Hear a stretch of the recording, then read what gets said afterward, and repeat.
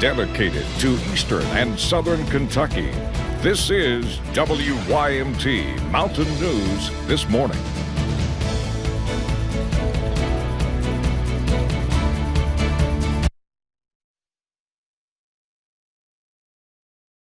And welcome to Mountain News This Morning. Let's take a look at that local forecast to start us out this morning. We start with visibility, and you'll see it is pretty thick and dense in some areas. Very limited visibility. Some dense fog down in Harlan, down in Jonesville, over toward Monticello this morning. Remember, anything less than 5 miles on this map is dense fog as you head out the door this morning.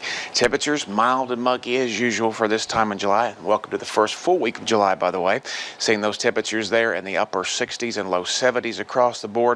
We take a look at our dew points, and they are swampy this morning. You see anywhere between about 68 or 67 or so to in the low 70s, so that's uncomfortable to instant sweat on those categories. So an iced coffee day on the temperature, but of course it's Monday, so you'll need just a little bit extra this morning. You take a look at the out the door forecast. Again, it's going to be another hot and humid day, and we're going to continue to see, again, just some sticky conditions, and the possibility is also on the table for some of those typical summertime scattered showers and storms, as we like to see there, and temperatures will be hot, topping out close to 90 as we get later today. And of course, we could see some of those heat of the day thunderstorms pop up. I think they'll be later in the day, but we're keeping an eye on that this morning. The big problem we're watching right now is the potential for that fog, so we'll just keep an eye on that and we'll keep you posted. But again, just another hot and humid day. Make sure you take your heat precautions. We're going to continue to keep an eye on that for us as we head through the next little bit. So that's going to be basically the trend all week.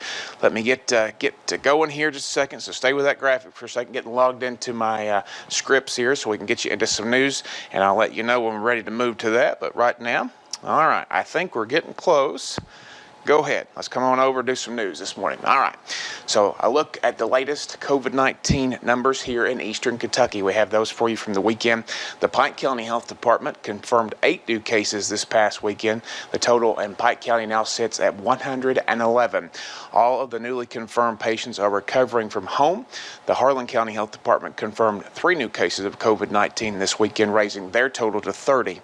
The health department tracks individuals who had close contact with these new cases and are at risk for infection. And the Bell County Health Department has confirmed 6 new cases of COVID-19 this weekend. The county now has 33 total cases.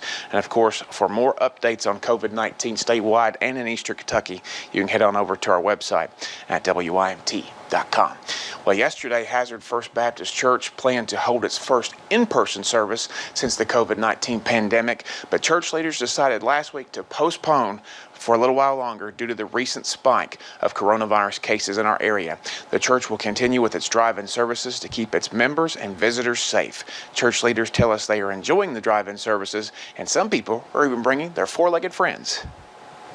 We decided to pull back and to wait and just see the direction of this thing. We want to come back safely.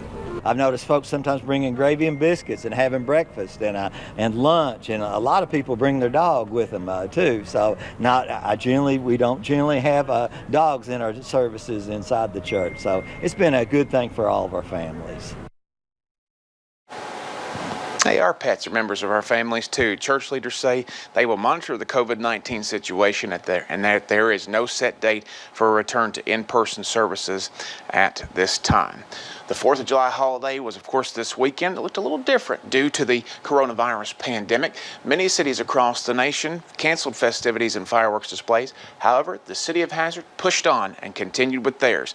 And some may wonder what goes into a beautiful display like you probably saw there on Saturday night. Chad Allen works for Pyrotechnics Display and says he puts on roughly 10 hours of work before the show goes on, making sure that safety protocols are followed, backup plans are in place, and of course, an aesthetically pleasing show is on tap. The city and the company negotiate on how much money they want to spend, and they send me a box truck with the explosives. If at that point it's mine. We want to do everything we can for the kids down there so that they can enjoy it, but the main thing, we want to walk off the hill safe. As for the mess, Allen says the shells and debris mostly come straight back down, not creating a mess throughout the city. The fireworks are shot off a private property, so Allen and his partners make sure they clean up, leaving the place how they found it. It takes them about 2 additional hours for that cleanup process. Let's go now to the annual fish fry that usually happens in downtown Hazard. That fireworks display was not the only 4th of July tradition that people were able to enjoy in the Queen City of the Mountains this weekend. The city had their annual fish fry on Saturday morning in collaboration with the Hazard Fire and Police Departments. Due to the COVID-19 outbreak, servers had to wear gloves and masks, and customers had a different experience. But despite the changes that had to be made, Hazard Mayor Happy Mobilini said it was important to continue the fish fry and the 4th festivities because of what it means to the community. We met with the health department and said we wanted to do it, and it's worked really well today. I mean, we're sort of backed up right now with the fish, but people just drive through and we hand it to them, or you can walk through. Mobilini said they served more than 850 meals in the first hour, which is more than last year. So that's a lot of food. Mountain Pass Dairy Bar in Knott County hosted a hot dog eating contest on Saturday night. You know, we had the big national one there. Joey Chestnut won once again. Contestants in the Knott County one had 15 minutes to eat as many hot dogs as possible. Contestants could eat the hot dogs with mustard, ketchup, or just plain, and water was provided. The first place contestant received $100 cash and a $100 gift certificate to Lewis Tattoo in Hazard. We've never done this type of thing before, so a hot dog eating contest is kind of big for a little area place like this, and little kids love it and people love it, so we just try to make everybody happy and have a good day. Sounded like a good time. Contestants competed, of course, social distance style, 6 feet apart. The audience was asked to wear masks as well.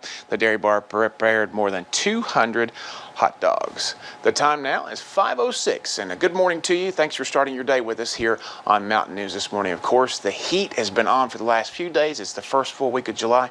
We're going to check your forecast in about 3 minutes.